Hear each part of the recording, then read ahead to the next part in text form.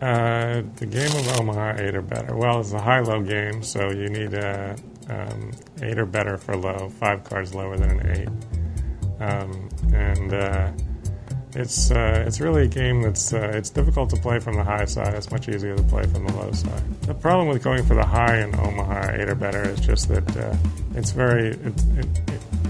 so easy for the low guys to come up with straights and 2 pairs and things like that, and they're well disguised or trips, and so it just makes it much more challenging playing from the high side. Because in Omaha 8 or better, you get 4 cards, so there are so many more possibilities than in a game like Hold'em, and so it's really not, it's very normal for somebody to have a straight if there are 3 cards on board,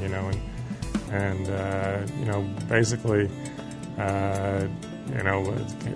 The second or third best low is just so often worthless that it's very hard. It's a hard game to play without the nuts. Ace, ace, deuce, 3 double suited is the best hand. What about the worst?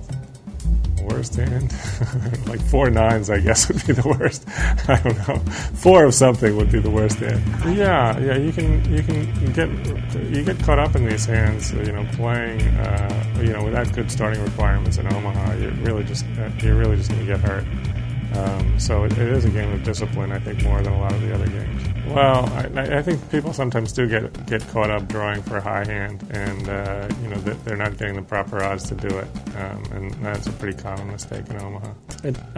It's one of the easier games to understand from a fundamental basis. It's pretty easy to tell somebody some pretty basic tips and have them play, decently. And I think that's not true of some of the other games. They're a lot more complex.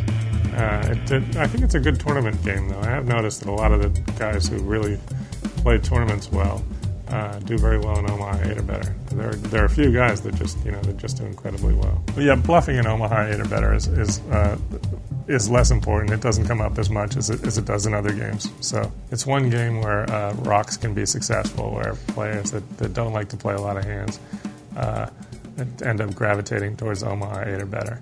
You also find a lot of people, who are Omaha 8 or better experts, supposedly, but the truth is, that they have a basic understanding of the game, and it's pretty easy to declare yourself an Omaha expert, I think.